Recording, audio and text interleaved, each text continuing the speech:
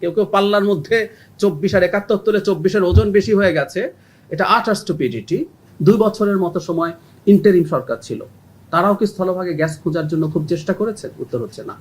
সৌভাগ্য তাদের, এই কথা একটু বলে রাখা ভালো, সৌভাগ্য তাদের তখন মধ্যপ্রাচ্যে যুদ্ধ হয়নি। শিল্পোক্তাদের কারখানা টিকিয়ে রাখতে গ্যাস ও বিদ্যুৎ বিল এককালীন না দিয়ে 12 মাসের কিস্তিতে পরিশোধের সুযোগ দেওয়ার পরিকল্পনা হচ্ছে। বাংলাদেশকে যে আমরা বলি নতুন ভাবে স্বাধীন হয়েছে, আমরা বলি না দ্বিতীয় স্বাধীনতা, আমরা প্রথম স্বাধীনতার সাথে এটা তুলনা হয় না, কোনো সন্দেহ নাই, এটা নিয়ে কোনো কনফিউশন আমরা রাখবো না। কেউ কেউ পাল্লার মধ্যে 24 আর 71 তুলে 24-এর ওজন বেশি হয়ে গেছে, এটা আটার স্টুপিডিটি। ওই স্বাধীনতার সাথে কোনো তুলনা নেই। কিন্তু তারপর আমরা একটু আদর করে দ্বিতীয় স্বাধীনতা কেন বলি? কারণ বাংলাদেশ তার বৈদেশিক নীতি, সামরিক নীতিতে স্ট্র্যাটেজিকলি তার ইন্টারেস্টের সিদ্ধান্ত একসময় নিতে পারতো না। আমরা আসলে স্বাধীন হয়েছে ওই অর্থে। আমরা জেট এন্ড ফাইটার কিনবো, এটা হয়তো কোনো একটা সময় বা অন্তত আলোচনা চালাচ্ছি, আমরা সেদিকে এগোচ্ছি, এটা 5 আগস্ট পূর্ববর্তী সময়ে সম্ভব ছিল না। সেই জায়গা, এই কারণে আসলে আমরা এই স্বাধীনতার কথাগুলো বলি।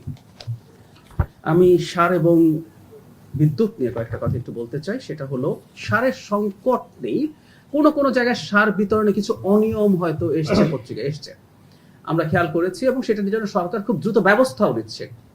সেখানে দায়িত্বপ্রাপ্ত যিনি আছেন, সেটা কৃষি বিভাগের হোক, সেটা প্রশাসনের হোক, বদলি করা হয়েছে এবং নতুন মানুষ ওখানে দেওয়া হয়েছে।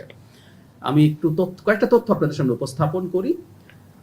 দেশে পর্যাপ্ত মজুদ রয়েছে, অতিরিক্ত সার রক্ষিত আছে। আমরা নাম বলছি না এখন, দেশের খুব লিডিং একটা পত্রিকায় আজকে নিউজ এসছে সারের মজুদ নিয়ে কোনো সমস্যা নেই। কিছুটা সমস্যা বিতরণে আছে, এবং আপনারা এটুকু সংবাদ মাধ্যমের কর্মীরা জানেন, সরকার বিতরণ ব্যবস্থায় কিছু পরিবর্তন আনতে যাচ্ছে, যেটা কৃষক এবং জনগণের স্বার্থে। সেটা নিয়ে কিছুটা অস্থিরতা, কিছু নতুন প্রসেসের সাথে অ্যাডজাস্ট করার সমস্যা, এগুলো হচ্ছে। কোনো ডিলার তার প্রতি অ্যালটেড যে পরিমাণ সার আছে সেটা তারা উত্তোলন করছেন না। এই ধরনের কিছু ঘটনার কারণে কোনো জায়গায় কিছু সমস্যা তৈরি হচ্ছে, তবে আমরা আশা করি এটা খুব বেশি কন্টিনিউ করবে না। মধ্যপ্রাচ্য সংকটের কারণে এটা আমরা সরকার মনোযোগী আছে, এজন্যই এগুলো করা হচ্ছে। হরমুজ স্ট্রাইট নিয়ে আমরা যখন কথা বলি তখন আমরা জ্বালানির কথাই বেশি বলি, কিন্তু পৃথিবীর সারেরও অ্যারাউন্ড 25% হরমুজ দিয়েই পরিবাহিত হয়। তো আমরা এই ব্যাপারগুলোতে সতর্ক থেকেই কাজ করব, কারণ খাদ্য নিরাপত্তা সবার আগে। এই প্রসঙ্গে একটু যোগ করে রাখি, বিদ্যুৎ জ্বালানির সর্বশেষ পরিস্থিতি নিয়ে যদি একটু বলি, সংকট মোকাবেলায় সরকার কি করছে। এখনো আপনারা খেয়াল করেছেন যে গ্যাসের সরবরাহ পূর্ণ মাত্রায় প্রতিস্থাপিত হয়নি। আমাদের FSRU যেটা নষ্ট হয়েছিল, আগুন ধরেছিল, সেটা ঠিক করা হয়েছে, কিন্তু এই মুহূর্তে গ্যাসের যে কার্গো আছে সেই কার্গো সাপ্লাই আসতে একটু সমস্যা হচ্ছে। সেটা হলে এর মধ্যে ঠিক হয়ে যাবে। সরকার কি করছে আমরা একটু বলতে চাই। শিল্পোক্তাদের কারখানা টিকিয়ে রাখতে গ্যাস ও বিদ্যুৎ বিল এককালীন না দিয়ে 12 মাসের কিস্তিতে পরিশোধের সুযোগ দেওয়ার পরিকল্পনা হচ্ছে। ব্যবসায়ীদের সংখ্যা গুজব দূর করতে নিয়মিত অফিসিয়াল ব্রিফিং দেওয়া হচ্ছে। আরো কি পদক্ষেপ নেওয়া হচ্ছে সেগুলো যদি একটু বলি। কয়লা ভিত্তিক বিদ্যুৎ উৎপাদন বৃদ্ধি, শিল্প কারখানার জন্য প্রাকৃতিক গ্যাস বাঁচাতে এবং গ্যাসের উপর চাপ কমাতে কয়লা ভিত্তিক বিদ্যুৎ কেন্দ্রগুলো উৎপাদন সর্বোচ্চে নিয়ে যাওয়ার জন্য বলা হয়েছে। ভোলা গ্যাস পাইপলাইন প্রকল্প, আমাদের ভোলার মাননীয় MP আছেন, ভোলা নতুন গ্যাস ক্ষেত্র থেকে জাতীয় গ্রিডে দ্রুত গ্যাস যুক্ত করতে 500 কোটি টাকা ব্যয়ে একটি জরুরি পাইপলাইন নির্মাণের সম্ভাব্যতা যাচাই সম্পন্ন হয়েছে। এটা দ্রুত বাস্তবায়ন করা হবে। আমরা এই আলাপ করেছি, ভোলায় কমার্শিয়ালি ভায়াবল গ্যাস মজুদ আছে, কিন্তু সেটা কিভাবে আনা হবে নানান আলোচনা ছিল। পাইপলাইন না, ওটাকে LNG তে কনভার্ট করে আনা হবে, সেটা খুব দ্রুত হবে। ঘরোয়া গ্যাস অনুসন্ধান, বিদেশি আমদানির উপর নির্ভরতা কমাতে দেশীয় উৎস থেকে 1750 MSDF গ্যাস উৎপাদনের লক্ষ্যে 150টি কূপ খনন ও পুনঃখননের নির্দেশ দেওয়া হয়েছে। আমরা এই আলাপ প্রচুর করেছি। আমাদের মাটিতে মানে কমিয়ে ধরলেও আমরা অনেক, আমি একদিন একটা সংখ্যা বলেছি, আমাদের অনেকেরই সার্ভে আছে, 40 TCF বা 50 TCF হতে পারে। মানে আমাদের বাৎসরিক সম্পূর্ণ চাহিদা হচ্ছে 1.3 or 1.4 TCF এক্সিস্টিং অবস্থা। অর্থনীতির আকার বাড়লে হয়তো এটা 1.5-2 হবে। তার স্টিল আমাদের কত পরিমাণ গ্যাস আছে আমরা নিশ্চয়ই বুঝতে পারছি। এবং আমরা আবারও বলতে চাই, স্থলভাগের গ্যাস অনুসন্ধান বন্ধ রেখে কিছু অলিগার্কের হাতে এটা তুলে দেওয়ার জন্য আসলে এটা করা হয়েছে।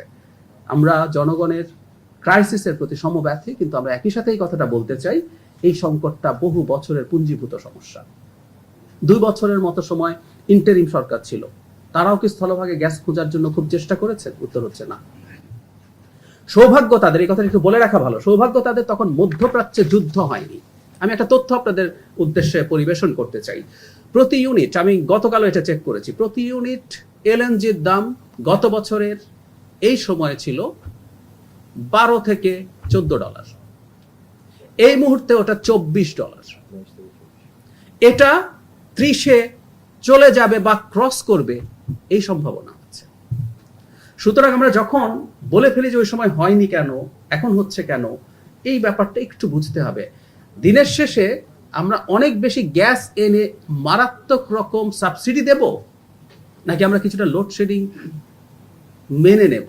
শর্ট টার্মের কথা বলছি, আমি বলছি না এটা আমাদের চিরকাল করতে হবে। সেই সিদ্ধান্তের একটা জায়গায় আমার মনে হয় আমাদের আসতে হবে। এটা আমরা জানি না আসলে কোন দিকে যাবে। ইউরোপ তার, আমি আগেও একদিন বলেছি, ইউক্রেন যুদ্ধের পর থেকে ইউরোপ এলএনজির উপর ডিপেন্ডেন্ট হতে শুরু করেছে, কারণ সে রাশিয়া থেকে নর্থ স্ট্রিম পাইপলাইন দিয়ে গ্যাস নিতে চাইছিল না, কারণ ওর সাথে যুদ্ধ আছে। সো তারা বিরাট ক্রেতায় পরিণত হয়েছে। শীত আসছে, তারা তাদের মানে স্টোরেজ বৃদ্ধি করার চেষ্টা করছে। সো ক্রাইসিস আছে। আমরা জনগণকে আমাদের প্রতি অন্তত খানিকটা সহানুভূতিশীল থাকার অনুরোধ করবো, আমরা সর্বোচ্চ চেষ্টা করছি।